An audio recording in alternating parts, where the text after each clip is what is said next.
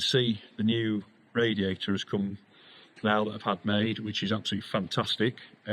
Just made a couple of brackets to hang it from the crane because I'm worried sick about dropping it. So it makes it a lot easier hanging from the overhead crane above us. So I've had that in position. You can see I've got a cushion just tied to the front of the engine just in case it slipped back. The last thing we want to do is damage the core on it. This has been a fortune to have made, and it's an absolute piece of work of art. The guy who's made it for me is an expert in radiators, does all sorts of plants and cars and things. He does stuff for us in our normal day-to-day work. So I've kind of persuaded him to make this. It's been a bit of a nightmare for him, and I know he was reluctant to do it really, because he knew sort of what work he was in, but he managed to get it to us on Friday, and we've had it sat in.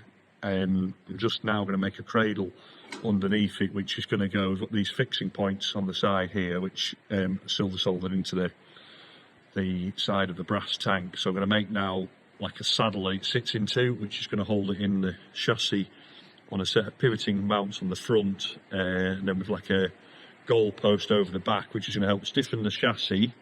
It's going to support the header tank, which is the top up here, and it's going to give us things to mount the throttle linkage and stuff onto, because that's all at the front of the engine here, which we've got to come to at some point. So that's the radiator really, so we'll talk a bit more about that later on once we get it in.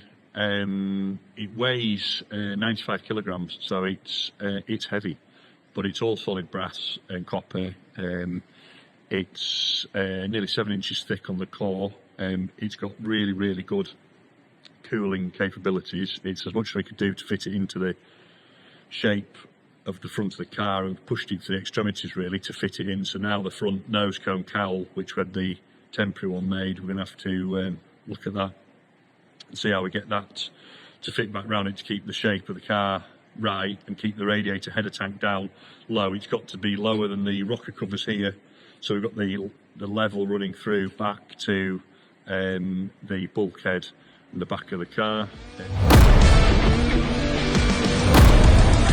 Don't forget to like, comment and subscribe so you don't miss an episode.